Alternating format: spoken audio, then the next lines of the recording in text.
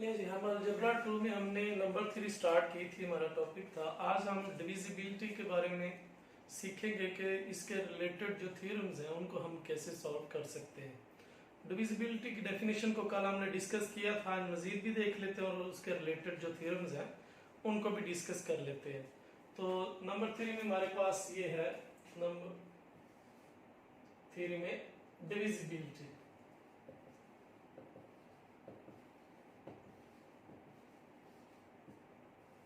Divisibility की definition ये है कि अगर ए डिवाइड्स कर रहा है बी को, अगर ए बी को डिवाइड्स कर रहा है then there exist an integer, फिर एक इंटीजर हमारे पास, लेट्स सपोज हम उसको के कह लेते हैं, बिलोंग टू जी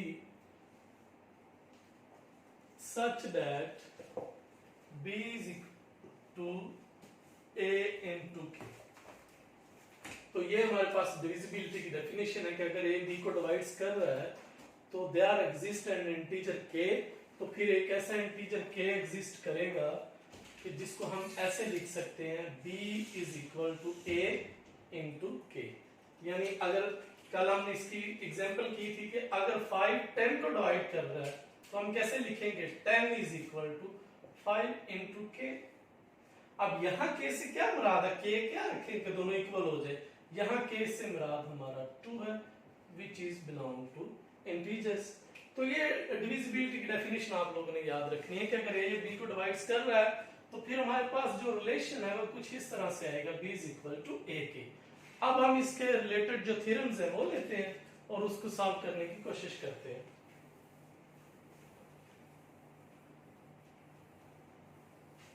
अब हमारे पास थ्योरम है कि हम इसको कैसे कर सकते हैं। लेट्स सपोज हमारे पास स्टेटमेंट है थ्योरम की। थ्योरम हमारे पास ये है, if a divides b and b divides c then a divides c।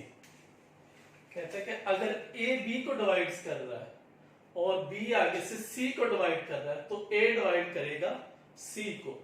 इस प्रॉपर्टी को हम ट्रांजिटिव प्रॉपर्टी भी कहते हैं। ट्रांजिटिव प्रॉपर्टी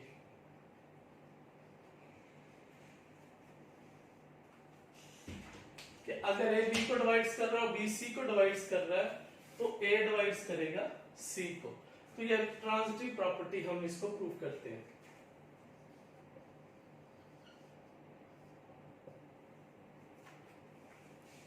छोटी छोटी और भी प्रॉपर्टीज हैं इससे पहले, जैसे कि कोई भी नंबर है वो इट सेल्फ डिवाइजर अपना होता है, वो अपने आप को डिवाइड करता है। 1 जो है वो हर एक नंबर को डिवाइड करता है। तो ये जो हम आम रियल एनालिसिस में सीखते हैं कि इट सेल्फ जो नंबर है वो अपने आप को डिवाइड करता है, 1 जो है वो हर नंबर को डिवाइड करता है। तो फिर उसके बाद हमारे पास ये प्रॉपर्टी आती है कि ट्रांजिटिव प्रॉपर्टी, अगर ए बी को डिवाइड कर रहा है और बी सी को डिवाइड कर रहा है तो ए सी को डिवाइड करेगा। या आप इस तरह से सोच लें, बी से बी कैंसिल हो गया तो ए डिवाइड करेगा सी को।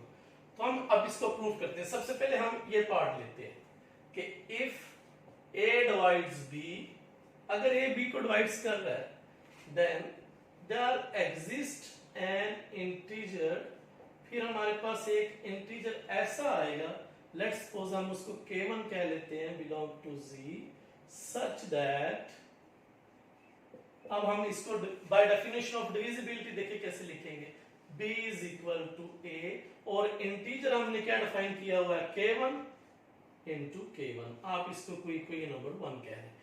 इतनी स्टेटमेंट से हमने ये चीज बना ली with the help of divisibility.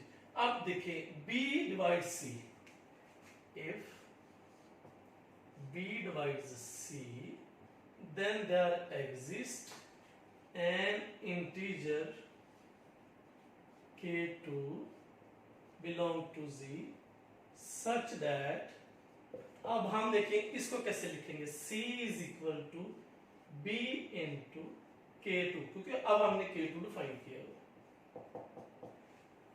तो दो हमारे पास इक्वेशंस आ गई हैं, इन दोनों से हमने ये दो इक्वेशंस बना लिए हैं।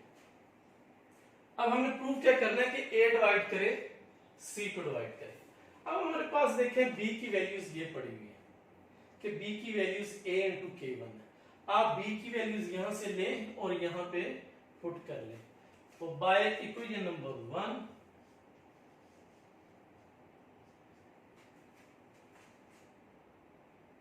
b is equal to a into k1 use in equation number 2। 1 से हमने b की वैल्यूज ली और उसको यूज किया हमने इक्वेशन नंबर 2 में, तो हमारे पास देखिए क्या आ जाएगा। हमारे पास आ जाएगा c is equal to b की जगह पे हम लगाएंगे a इंटू k1 और हमारे पास साथ में क्या आ रहा है k2 आ रहा है। अब जरा यहां पे देखिएगा कि k1 भी हमने डिफाइन किया इंटीजर से है, k2 भी इंटीजर से है, तो इंटीजर को इंटीजर से मल्टीप्लाई करें, again we get an integer, तो इनको दोनों को आपस में मल्टीप्लाई करेंगे तो फिर भी हमारे पास एक इंटीजर ही आ जाएगा।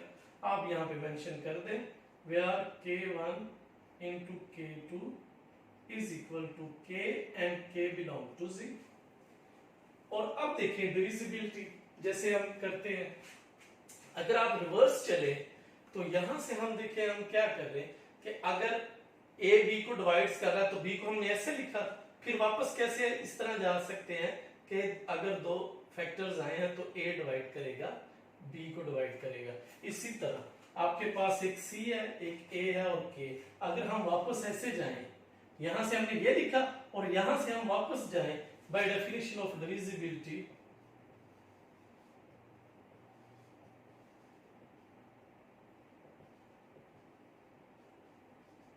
of integers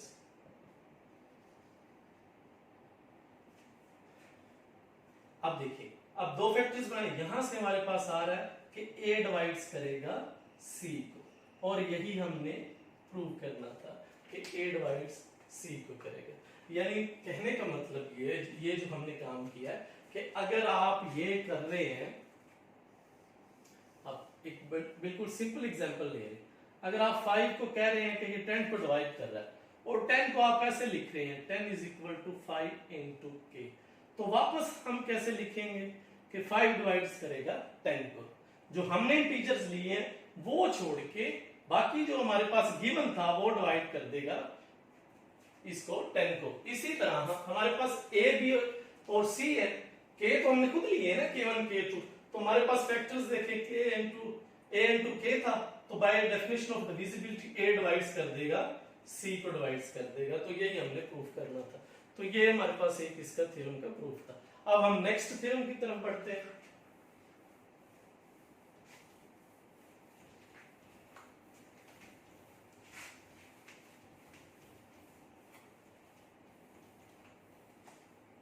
अब हमारे पास एक और थ्योरम आ गया है,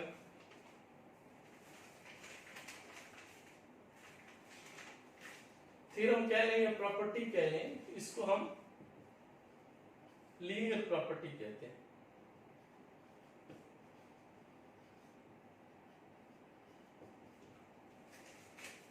ये इस तरह से कि अगर a डिवाइड करे b को और a डिवाइड करे c को, देन a डिवाइड्स करेगा bx प्लस cy, यानी उसके लीनियर कॉम्बिनेशन को भी वो डिवाइड कर देगा।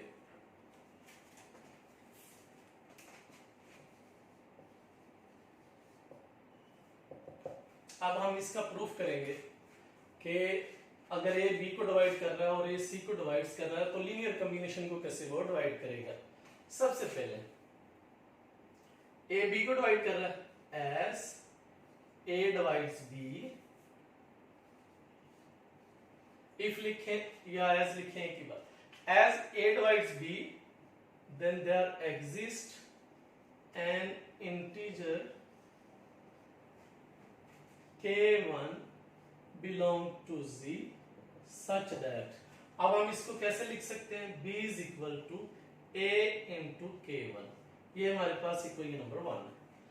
अब दूसरा हमारे पास क्या है, a divides c as a divides c then there exist an integer k2 such that, अब हम इसको कैसे लिख सकते हैं, c is equal to a into k2। ये हमारे पास दो इक्वेशंस आ गए। अब देखिए यहां पे क्या है कि b को x के साथ मल्टीप्लाई किया गया और c को y के साथ मल्टीप्लाई किया गया। आप इस इक्वेशन को x के साथ मल्टीप्लाई कर लें और इस इक्वेशन को y के साथ मल्टीप्लाई कर लें और फिर इनको ऐड कर लें। तो multiply equation 1 multiply equation 1 by x and equation 2 by y and then adding, और फिर उनको ऐड कर लें। आप जब इसको x के साथ मल्टीप्लाई करेंगे तो ये bx हो जाएगा और इसको जब y के साथ मल्टीप्लाई करेंगे तो ये cy आ जाएगा।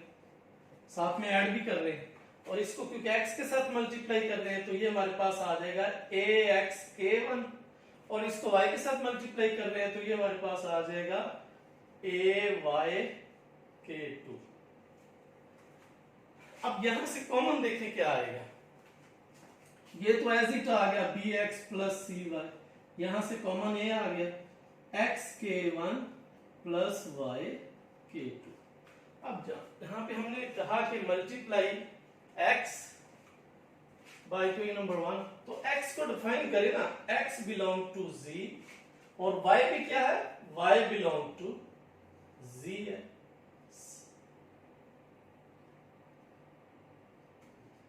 तो दोनों को हमने डिफाइन किया हुआ x और y की वैल्यूज जो हैं वो आपकी इंटीजर में से हैं। अच्छा k1 भी इंटीजर से, k2 भी इंटीजर से, y भी इंटीजर से, ये भी इंटीजर से, तो इसका मतलब ये है सबको मिला के कोई इंटीजर ही बनेगा ना। वो लेट्स सपोज हमारे पास k आ, इन सबको मिलाएं तो एक इंटीजर आएगा, वो हमने k लिख दिया। अब बाय डेफिनेशन ऑफ डिविजिबिलिटी अगर दो फैक्टर्स बने हैं तो a जो है वो डिवाइड करेगा bx प्लस c को। तो यहाँ पे हम आखिरी स्टेप अपना यहाँ पे साथ में मेंशन भी करते हैं कि x k1 plus y k2 is equal to k and k belong to z। और यहां से हमारे पास by definition of divisibility of integers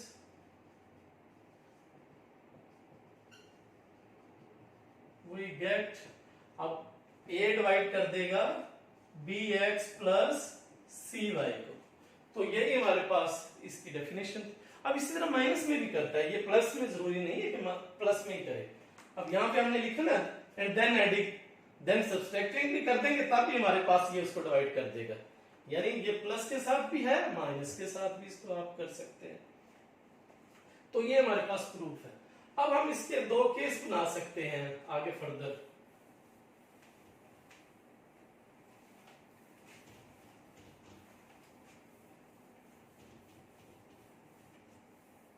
अगर हम केस नंबर 1 अगर हम ये कह दें कि if x is equal to 1 and y is equal to 1, फिर हमारे पास क्या बन गया कि a डिवाइड्स कर देगा b प्लस c को, और केस नंबर 2 क्या है कि अगर हम माइनस में रख लें, अगर x को तो हम 1 रख लें लेकिन y को -1 रख लें, तो फिर ये हमारे पास क्या बन जाएगा कि a डिवाइड्स कर देगा b माइनस c को। तो ये अगर यानी इसका मतलब ये निकला कि अगर a b को डिवाइड्स कर रहा है और a c को भी डिवाइड कर रहा है तो फिर उनके ये एडिशन को भी डिवाइड करेगा और उनकी सब्सट्रैक्शन को भी डिवाइड करेगा। अब एक हम काउंटर एग्जांपल से इस बात को समझ लेते हैं कि ये बात क्या की गई है। ये हमारे पास एक एग्जांपल है, काउंटर एग्जांपल है। लेट a की वैल्यूज हम ले रहे हैं 2, b 4 ले रहे हैं और c लेट्स सपोज आप 6 ले रहे हैं। अब यहां से देखिए a b को डिवाइड कर रहा है, a b को डिवाइड करने का क्या मतलब यहां से निकला कि 2 4 को डिवाइड कर रहा है, इसका मतलब क्या है 2 4 को डिवाइड कर रहा है। ए सी को डिवाइड कर रहा है, क्या मतलब निकला कि 2 6 को डिवाइड कर रहा है। ठीक है, क्या ए जो है ये हमारे पास उनकी एडिशन और सब्सट्रैक्शन को भी डिवाइड करता है। अब ए डिवाइड्स कर रहा है बी प्लस सी को, तो ए हमारे पास 2 है, बी प्लस सी क्या हो गए, ये हमारे पास 10 हो गए, यस उसको भी डिवाइड करता है। क्या ए बी माइनस सी को भी डिवाइड करता है, तो b माइनस सी क्या हो गया -2 हो गया, जाहिर ये भी यस ये भी है, तो ये इनको भी डिवाइड करता है। तो ये हमारे पास काउंटर एग्जांपल, आप इस तरह से कोई भी काउंटर एग्जांपल ले सकते हैं कि अगर a b को डिवाइड कर रहा है और c को डिवाइड कर रहा है, तो a हमारे पास उसके लीनियर कॉम्बिनेशन को भी डिवाइड करेगा। तो ये हमने प्रूफ के साथ उसकी काउंटर एग्जांपल भी ले ली। आगे और थ्योरम करते हैं हम इसी के रिलेटेड, डिविजिबिलिटी के।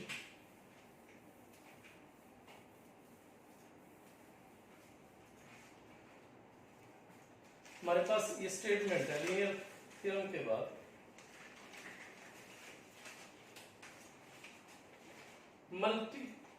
मल्टीप्लिसिटी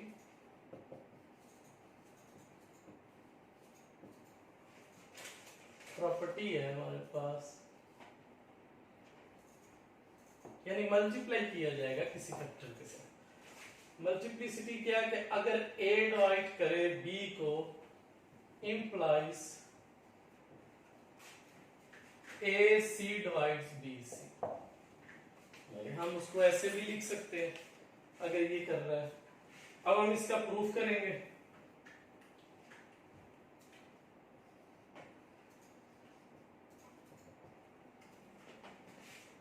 अब हमें गिवन क्या है कि A डिवाइड्स कर रहा B को, as A divides B then there exists an integer k belong to Z such that P is equal to AK। ये हमारे पास एक कोई नंबर बना है। अब देखें B को किससे मल्टीप्लाई किया गया, C के साथ मल्टीप्लाई, या इस तरह सोच लें A को मल्टीप्लाई किया गया C के साथ, तो आपको मल्टीप्लाई करना पड़ेगा crossing equation number 1 by C, तो ये हो गया BC AC के आ गए। अब हमारे पास दो फैक्टर्स, इसके दो फैक्टर्स आ गए। एक फैक्टर है जो हमने डेवलप किया है कि एक इंटीजर एग्जिस्ट करेगा, हालांकि हमारी स्टेटमेंट में या तो ए भी है या सी का जिक्र है, तो फिर जो स्टेटमेंट में गिवन होगा this by definition of divisibility, वो इसको डिवाइड कर देगा। बाय डेफिनेशन ऑफ डिविजिबिलिटी अब ए सी जो है वो डिवाइड कर देगा बी सी को। यही हमने प्रूव करना था इसकी प्रॉपर्टी। अगर आप इसकी काउंटर एग्जांपल लें, क्या आप इसको समझना चाहें कि ये थ्योरम एक्चुअली क्या हमें बता रहा है, तो फिर आप एक काउंटर एग्जांपल से उसको समझा सकते हैं। काउंटर एग्जांपल हमारे पास ये है, लेट्स सपोज 5 जो है वो डिवाइड कर रहा है 10 को, जैसे उसने कहा है a डिवाइड कर रहा है b को, तो फिर आप कोई एक ऐसा मेंबर ले लें, लेट जो c है, अब हमने यहाँ पे a की वैल्यूज 5 रखी, b की वैल्यूज 10 रखी, तो हमने कहा कि वो उसको डिवाइड कर रहा है। c जो है वो हम कोई भी एक नंबर इंटीजर्स का ले लें, अपनी मर्जी से जो मर्जी ले लें। लेट्स सपोज आप 3 ले लें, आप मल्टीप्लाई करें इसको 5 into 3 and 10 into 3, अब 15 जो है वो भी डिवाइड करेगा 30 को। तो ये हमारे पास उसकी काउंटर एग्जांपल है कि मल्टीप्लाई करने पे उसकी लॉजिक की सेट पे कोई असर नहीं पड़ेगा। अगर ए बी को डिवाइड कर रहा है तो आप ए सी और बी सी उसको भी डिवाइड कर देगा, ए सी फिर बी सी को भी डिवाइड कर देगा। फिर ये हमने एक एग्जांपल से इसको सीखा है। आगे और प्रॉपर्टी है, इसी तरह कैंसलेशन है कि जिस तरह हम मल्टीप्लाई कर सकते हैं इसी तरह हम कैंसिल भी कर सकते हैं।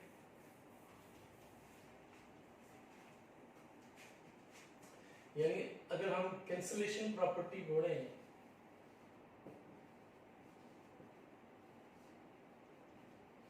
कैंसलेशन प्रॉपर्टी क्या है कि अगर ए सी डिवाइड कर रहा है बी सी को, इंप्लाइज उसका मतलब ये है कि जो ए है वो डिवाइड्स कर रहा है बी। यानी पहले हमने ये सीखा था ए अगर बी को डिवाइड्स कर रहा है देन ए सी डिवाइड्स बी सी। अब अगर ए सी डिवाइड्स कर रहा है बी सी को तो उसका मतलब है ए डिवाइड्स कर रहा है बी को। अब हम इसको कैंसिलेशन प्रॉपर्टी को भी प्रूव कर सकते हैं कि as a c divides b c then there exist an integer k such that BC is equal to AC into K और K जो है वो आपका इंटीजर में से। अब यहां से देखें आप कि हम जो है वो कैंसिल कर सकते हैं। इसको हम ऐसे भी लिख सकते हैं BC is equal to AK into C। ये कौन सी प्रॉपर्टी लगी है? बाय एसोसिएटिव प्रॉपर्टी कि हम एलिमेंट्स की तरतीब जो है वो आगे पीछे कर सकते हैं। अब बाय लेफ्ट कैंसिलेशन ला,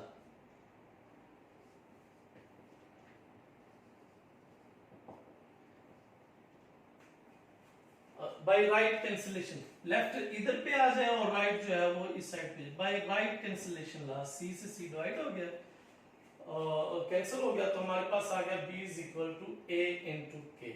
तो बाय डेफिनेशन ऑफ डिविजिबिलिटी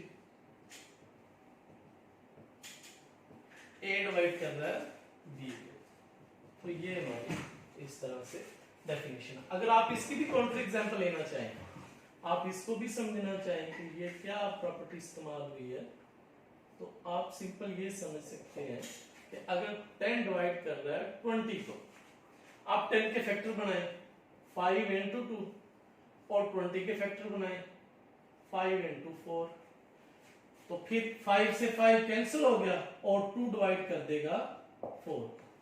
तो यानी हम कैंसिलेशन प्रॉपर्टी भी यूज कर सकते हैं, जैसे कि हमने अभी ये 5 से 5 कैंसिल करके और देखिए 2 4 को डिवाइड कर रहा है। तो ये हमारे पास प्रॉपर्टी कैंसिलेशन प्रॉपर्टी है।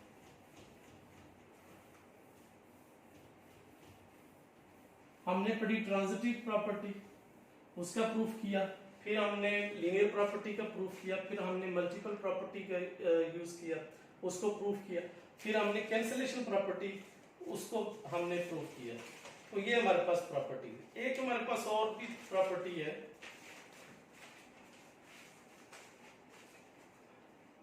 प्रॉपर्टी हमारी ये है कि इफ A डिवाइड्स B, अगर A B को डिवाइड्स करता है एंड C बिलोंग टू इंटीजर्स then A also divides BC, तो यानी उसके किसी भी मल्टीपल को भी वो डिवाइड करेगा। पहले हम काउंटर एग्जांपल से इस बात को समझ लेते हैं, फिर हम इसका प्रूफ करते हैं। अब काउंटर एग्जांपल इसकी क्या है?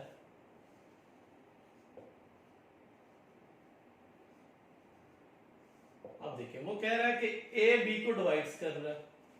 आप A की वैल्यूज आप बेशक 2 ले लें और B की वैल्यूज आप लेटा 4 ले लें, तो 2 4 को डिवाइड कर रहा है, ठीक है, एक बात हमने इसकी मान ली। अब C कोई भी इंटीजर्स ले लें अपनी मर्जी का कोई भी, लेट हम C जो है वो हम 3 ले लेते हैं। अब हमें क्या करना है, B को C के साथ मल्टीप्लाई करना, यानी A डिवाइड्स क्या BC को करेगा या नहीं करेगा। A अब हमारा 2 है और BC जो है B की वैल्यूज 4 है और C की वैल्यूज 3 है, यानी 2 डिवाइड्स 12, यस 2 डिवाइड्स करता है 12 को। तो ये हमारे पास काउंटर एग्जांपल है कि आप अगर A B को डिवाइड्स कर रहा है तो आप B का जो मर्जी मल्टीपल ले लें, आप उसको 2 से मल्टीप्लाई करें, 3 से 4, जिससे मर्जी मल्टीप्लाई कर दें, तो A उसको भी डिवाइड कर देगा। तो अब हम इसका प्रूफ करते हैं कि as A divides B then there exists an integer k belong to Z such that B is equal to AK। तो ये हमारे पास यहाँ पे ये आगे प्रॉपर्टी, और हमें क्या चाहिए, B को C के साथ मल्टीप्लाई करवाना, तो multiply crossing equation 1 by C, B को C के साथ मल्टीप्लाई करवा दिया तो ये BC आ गया और ये AC आ गया हमारे पास। अब यहां से देखें कि हमारे पास अगर b c is equal to a c के आ गया है, तो सी जो है वो हमने क्या डिफाइन किया हुआ है कि सी भी हमारे पास मल्टीप्लाई हमने किया ना, सी बिलोंग टू इंटीजर्स है, जिससे भी मल्टीप्लाई करेंगे वो भी इंटीजर्स होगा। नंबर 3 स्टडी ऑफ इंटीजर्स ही है, तो जिससे मल्टीप्लाई करें डिवाइड करें वो सारे आपके इंटीजर्स ही होंगे, ऐड करें सब्सट्रैक्ट करें वो इंटीजर से ही करेंगे। तो सी भी आपका एक इंटीजर है, तो सी हमारा इंटीजर हो गया, के भी हमारा इंटीजर हो गया, तो हम इसको ऐसे भी लिख सकते हैं। अब सी भी हमने खुद से प्रोड्यूस किया मल्टीप्लाई करके, और के भी हमने खुद से प्रोड्यूस किया, तो इसको हम इकट्ठा लिख लेते हैं सी के।